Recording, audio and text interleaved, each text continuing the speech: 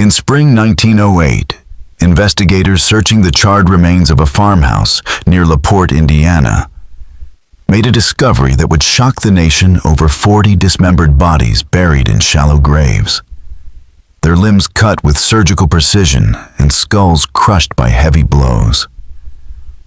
All the victims had answered the same newspaper ad placed by a wealthy widow seeking marriage, promising wealth on her prosperous pig farm.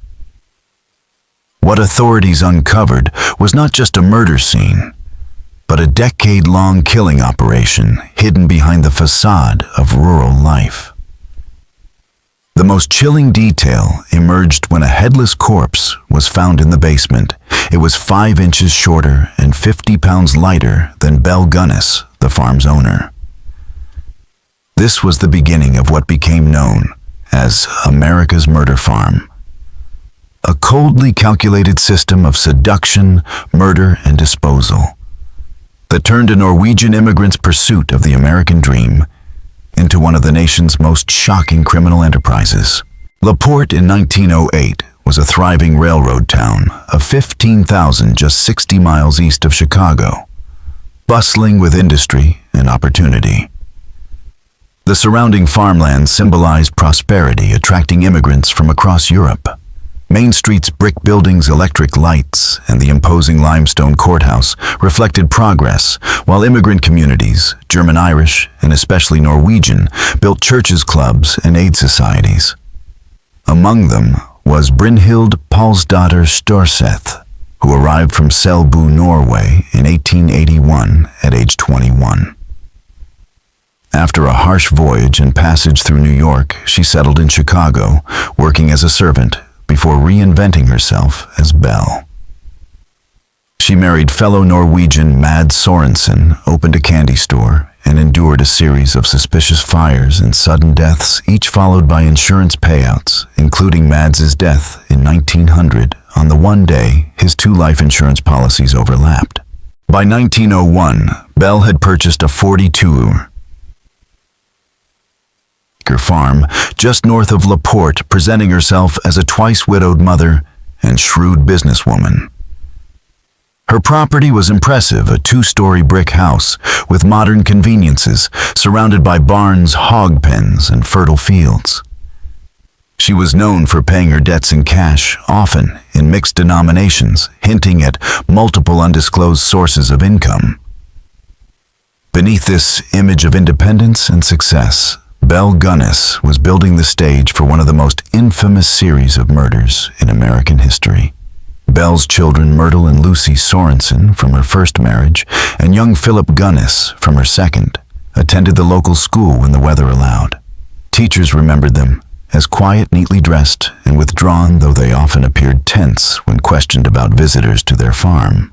Miss Margaret O'Reilly, who taught at McClung Road School, later testified that the children carried secrets far too heavy for their age. They rarely played with classmates and never invited friends home. On the morning of April 28, 1908, a sharp, unseasonable chill hung over LaPorte County. Joe Maxson, a French-Canadian farmhand who had worked for Belle only a few weeks, woke around 4 a.m. to the acrid stench of smoke. His small upstairs room above the kitchen was filled with choking fumes, the walls glowing orange as fire consumed the house with unnatural speed. Maxson had long ignored the strange things he'd noticed: Belle's late-night trips to the basement, chemical smells, visitors who vanished without explanation. But this time he couldn't ignore the danger. The heat and flames forced him back when he tried to reach the family's bedrooms. Grabbing a spare shirt, his savings of $12 hidden in a tobacco tin, he escaped through his window, dropping to the ground and running into the frigid darkness. By the time he reached town to alert the fire department, the farmhouse was already a towering inferno. Fire Chief Francis Longworth, a veteran of 20 years, said he had never seen a house burn so completely or so quickly. The flames had melted glass into puddles, warped metal into lumps, and reduced thick oak beams to ash. The barn, blistered but intact, suggested the fire had been deliberately contained to the main house. Neighbors, grim-faced, formed bucket brigades to protect the outbuildings, certain no one inside had survived. By late afternoon, once the ruins had cooled, Sheriff Albert Smutzer ordered a search of the cellar. Among the debris, they found 4 bodies huddled in a northeast corner. 3 were the Gunness children. Badly burned, but recognizable, they appeared to have died together. The 4th was an adult woman with no head. The clean, deliberate cuts to the neck indicated decapitation before the fire. County Coroner Dr. J. Myers confirmed the adult had not inhaled smoke, meaning she was dead before the blaze began. The positioning of the bodies suggested they had been placed in the cellar, not trapped by accident. As the news spread, Belle's past resurfaced in hushed conversations, stories of sudden deaths, generous insurance payouts, and tragedies too frequent to be coincidence. Years earlier in Chicago, as Belle Sorensen, she had fostered 2 children from a Norwegian orphanage, Caroline and Axel, both of whom died within a year, supposedly of colitis, each insured for $1,000. Her husband Mads had also died under curious circumstances on July 30th, 1900, the only day his 2 life insurance policies overlapped. Dr. Charles Gillette noted symptoms of strychnine poisoning, but was overruled by the family physician and no autopsy was performed. Belle collected $5,000 and soon moved to LaPorte, purchasing the McClung Road farm. Within months, she married Peter Gunness, a butcher in town, setting the stage for what would become one of America's most infamous murder cases. Peter Gunness brought to the farm not only his skill with knives and knowledge of anatomy, but also his infant daughter from his first marriage. Within a week of arriving, the baby died of a sudden illness that Dr. Myers, now the coroner investigating the fire, found suspicious, though he could not prove wrongdoing. Peter himself survived only 8 months after marrying Belle in April 1902. His death on December 16th of that year was strange, even by Belle's standards. She claimed a sausage grinder had fallen from a high shelf, striking him fatally on the head. Yet Wilhelm Neberall, who helped prepare Peter's body, noticed the wound was too clean for such an accident, more like a deliberate blow from a weapon. There were no defensive wounds on Peter's hands, odd if he had seen the object falling, and despite Belle's claim that scalding water had splashed him, there were no burns. Though the coroner called for an inquest, Belle produced witnesses' farmhands who swore they heard the crash and neighbors who testified about Peter's habit of reaching high shelves. The case was dropped, and Belle collected $3,000 in insurance money, which she used to expand her farm into one of the most prosperous in the county. Her string of suspicious losses didn't stop with husbands. In 1906, Jenny Olson, Peter's teenage daughter, whom Belle had adopted, vanished.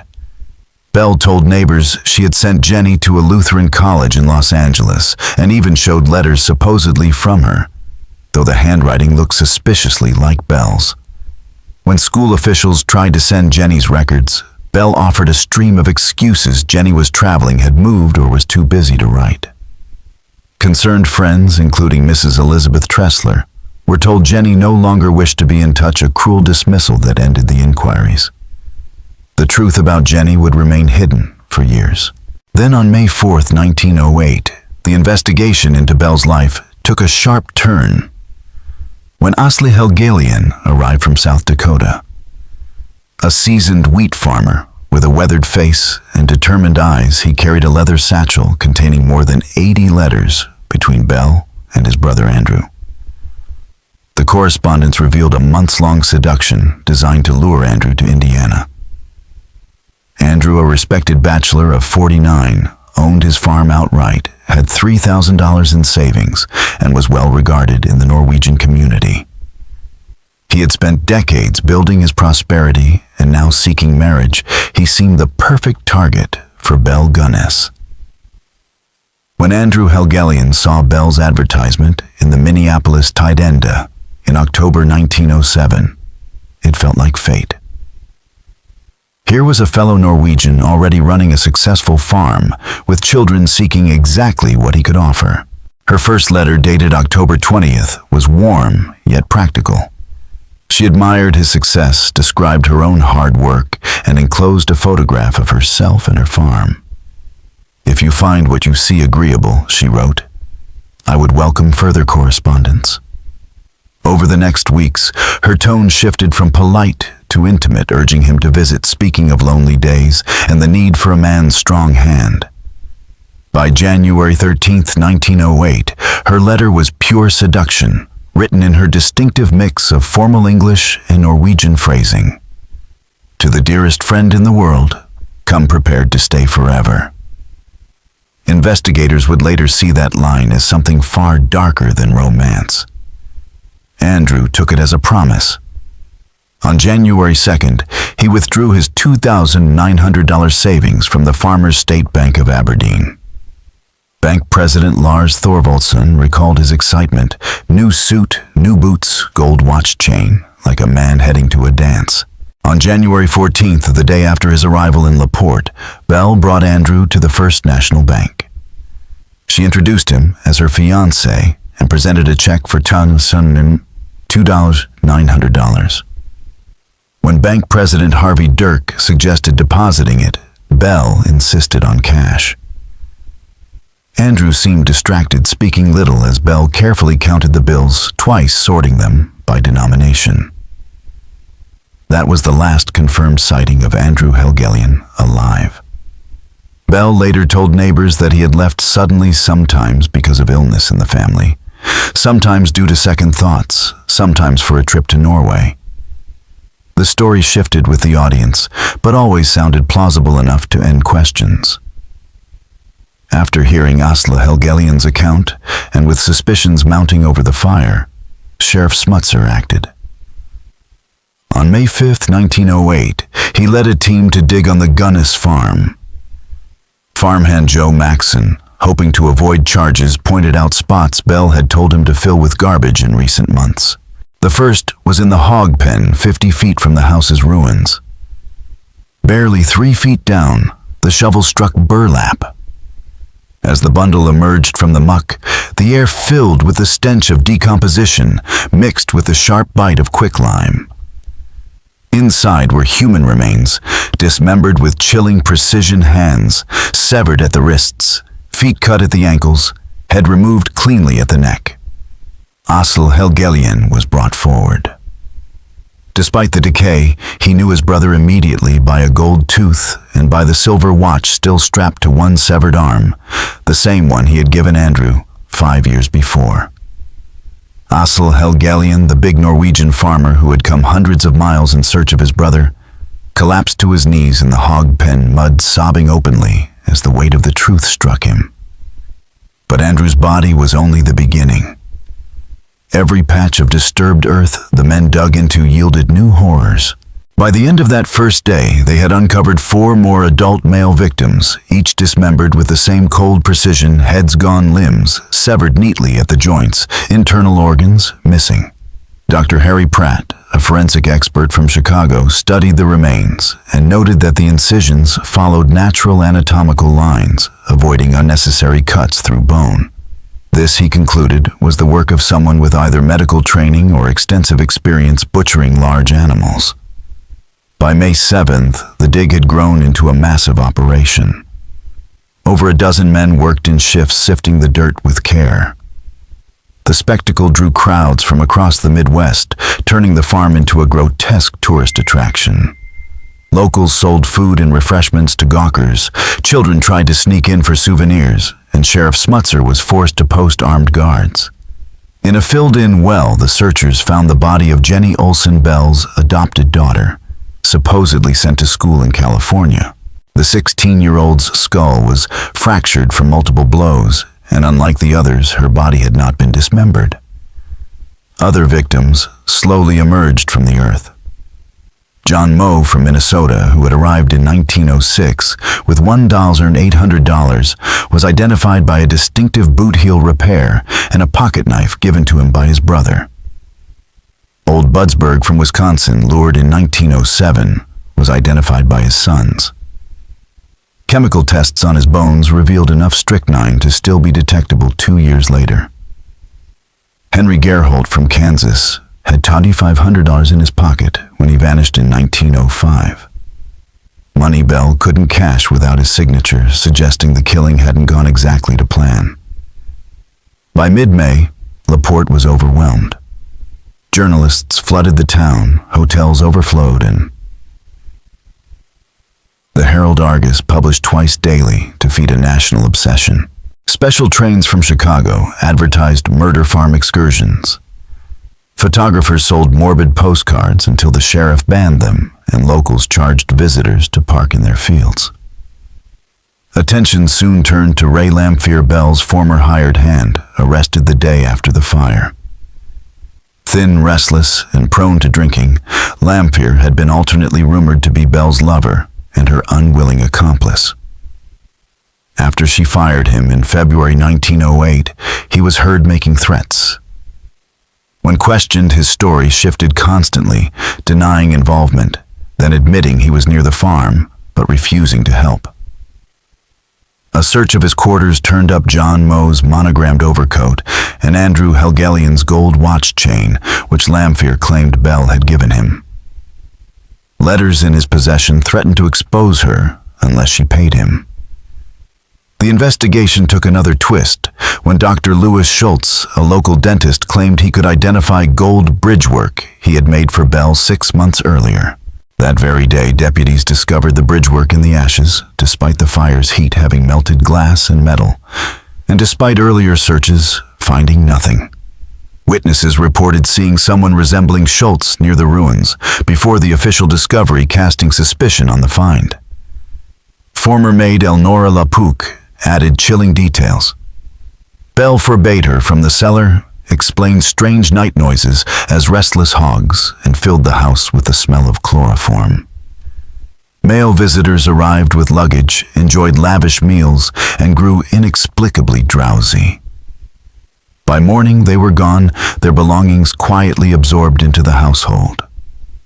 As the dig continued into June, letters poured in from across the Midwest, families desperate to know if their missing relatives were among the dead. Most of Belle's victims fit a chilling profile: Norwegian bachelors aged 40 to 60, with savings but few family ties in America. They were men who could vanish without immediate alarm. Their absence explained away with lies about trips to Norway, gold rush adventures, or opportunities in California.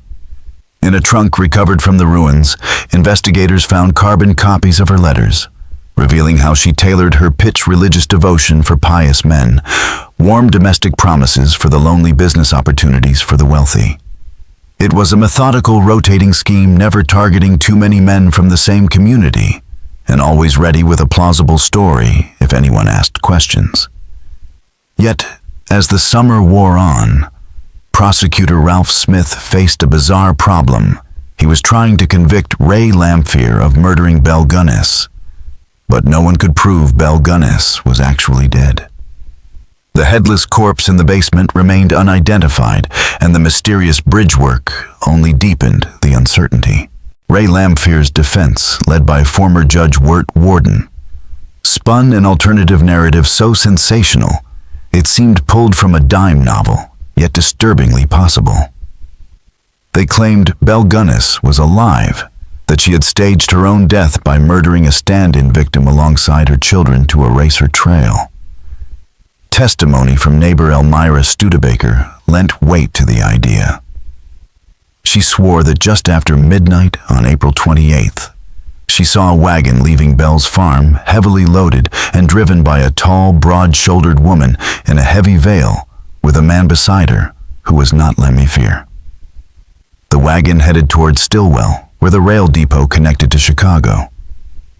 Stillwell's night station agent, William Clifford, remembered a veiled woman buying an early morning ticket to Chicago, paying in crisp cash and carrying large carpet bags. While he couldn't swear it was Belle, the timing and details were suspicious. The defense painted Belle as a master planner. In the weeks before the fire, she liquidated assets, sold livestock at cut rates, withdrew large sums from the bank, and even visited her lawyer to update her will. leaving everything to children she would soon kill if the prosecution's theory was true. Most damning was the testimony of Charles Edwardson, a bank clerk who claimed Belle converted over $30,000 in gold certificates and bonds to cash the day before the fire, saying, "Sometimes a woman must be prepared for sudden changes in fortune." The prosecution countered with forensic evidence. Dr. Walter Haynes testified that the headless corpse in the cellar bore scarring from burns Belle had suffered as a child in Norway. But the defense's medical witness, Dr. Augustus Canab, insisted those marks could have been caused by the fire. When the trial opened on November 9th, 1908, the courthouse was packed. Prosecutor Ralph Smith framed Lamphere as a spurned accomplice turned killer angry after being fired and threatened with commitment to an asylum, returning in the night to burn the house with Belle and the children inside. Witnesses placed Lamphere near the farm that night. Elizabeth Smith, his on-and-off lover, testified he left her house before midnight and returned after 4 a.m., smelling of kerosene.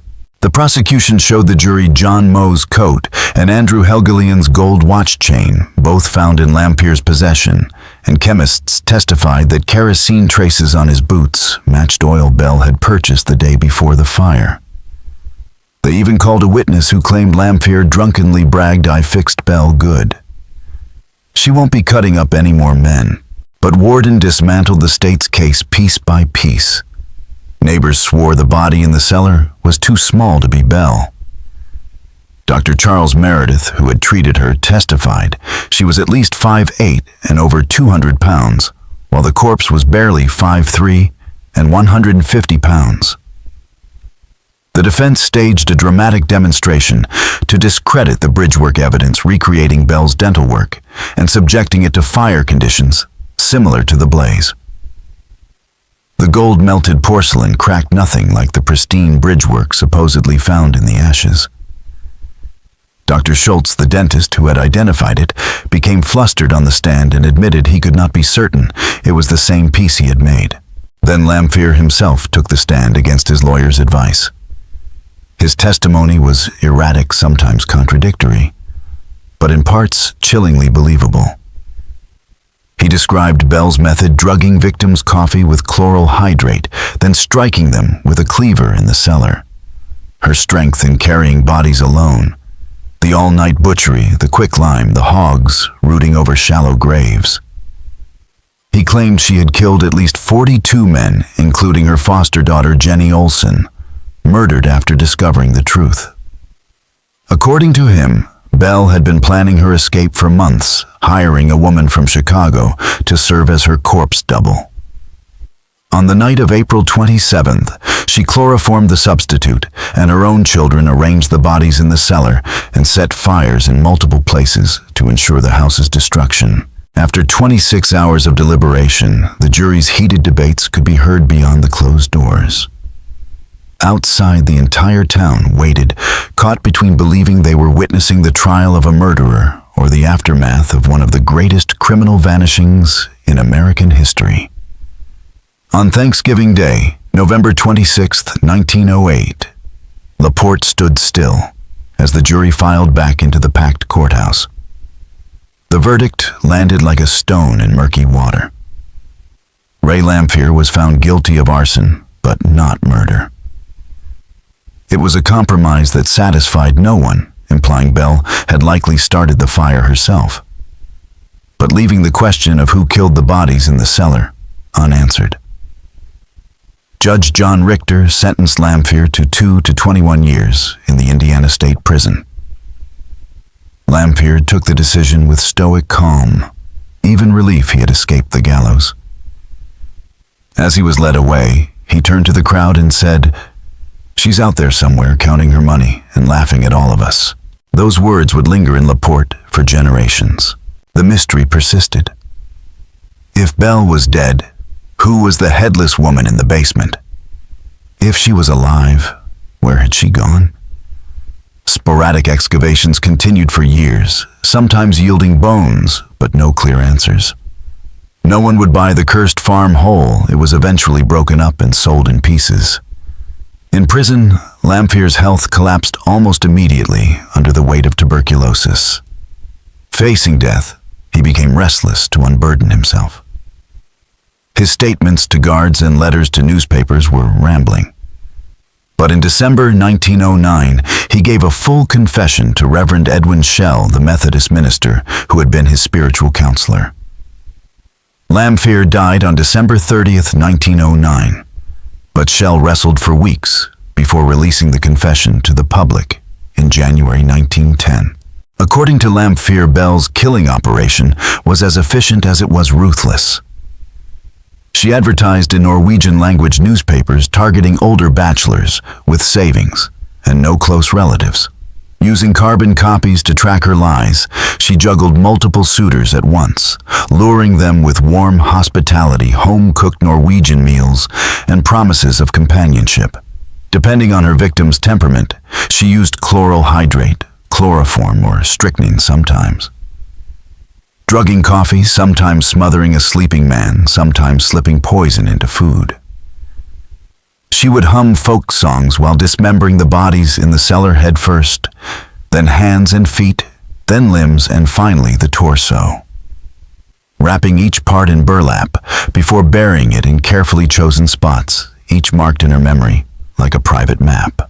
She laundered the money through scattered deposits across Indiana and Michigan, converting much of it into gold certificates and bonds, amassing what Lamphir estimated as more than $250,000, over $7 million in today's terms.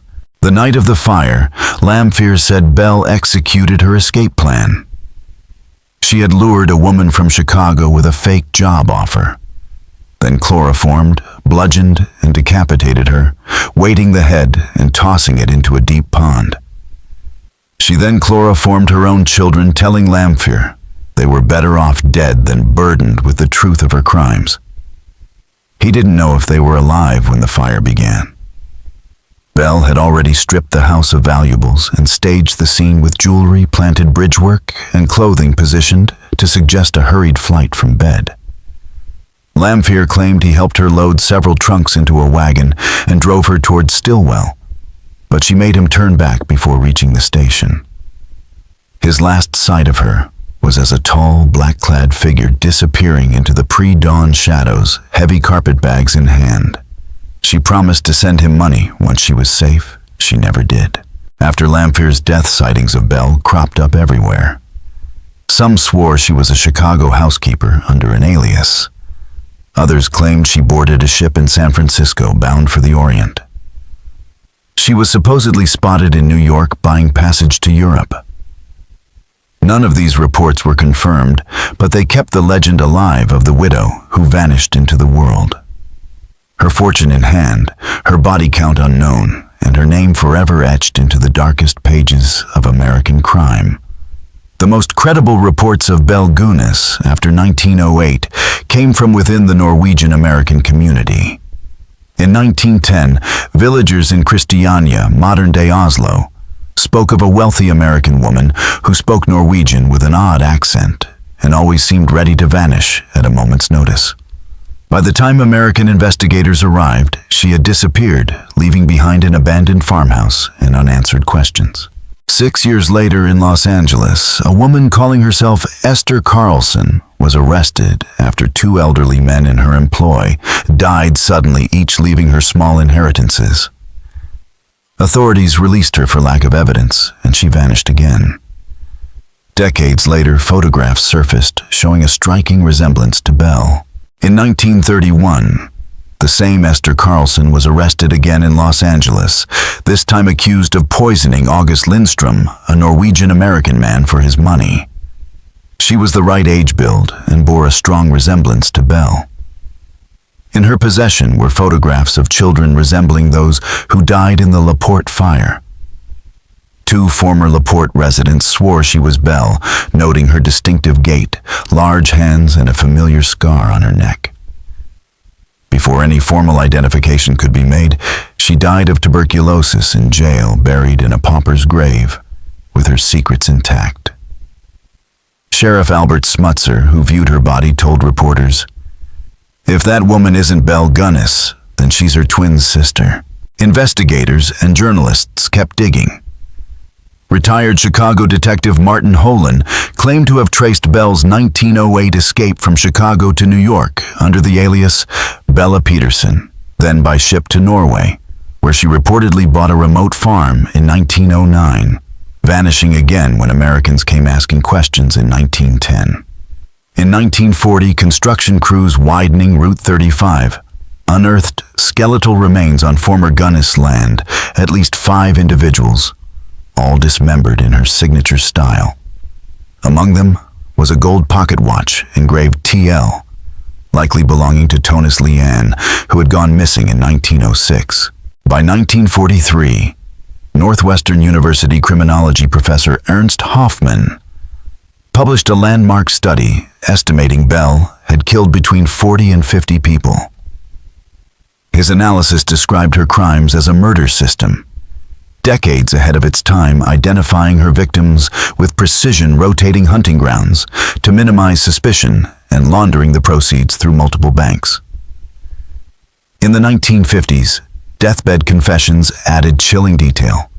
In 1952, Chicago woman Martha Steinbach claimed Belle had paid her $500 to find and deliver a homeless woman matching her build shortly before the fire.